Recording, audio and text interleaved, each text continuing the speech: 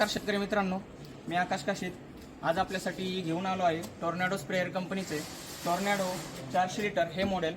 याच्यामध्ये आपण AR कंपनीचा इटालियन कंट्रोलर यूज करतो। या ठिकाणी आपण तो बघू शकता।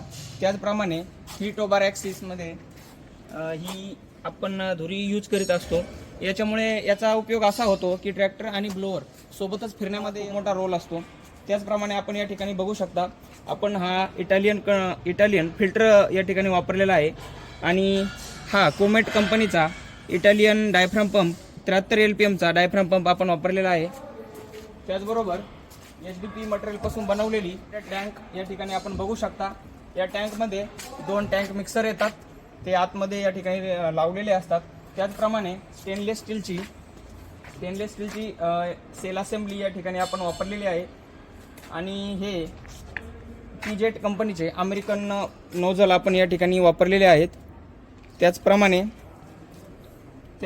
ब्रास फिल्टर आपण या ठिकाणी वापरलेले आहेत। हे इटालियन कंपनीचे असतात आणि सगळ्यात वैशिष्ट्य म्हणजे आपल्या स्प्रेयरचं सर्वात जास्त वैशिष्ट्य म्हणजे आपला जो स्प्रेयरचा फॅन आहे तो फॅन आपल्याला 20 डिग्रीपासून 50 डिग्रीपर्यंत ॲडजस्ट करता येतो।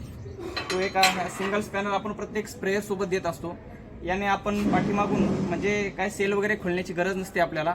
आपण एक 10 सेकंदामध्ये त्याचे ब्लेड्स ॲडजस्ट करू शकतो आणि जेणेकरून आपल्याला हवेचा प्रेशर कमी जास्त करता येतो। ज्यावेळेस आपला संपूर्ण स्प्रे होतो त्यानंतर या ठिकाणी आपण ड्रेनेज पॉईंट दिलेला आहे। आपण त्यावेळेस या ठिकाणी याप्रमाणे ड्रेन करून आपले जे औषध आहे ते ड्रेन करून टाकू शकता। एवढे पंप सेफ्टीसाठी डायफ्राम जो पंप आहे आपला त्याच्या सेफ्टीसाठी आपण या ठिकाणी ही रबरी कपलिंग वापरलेली आहे।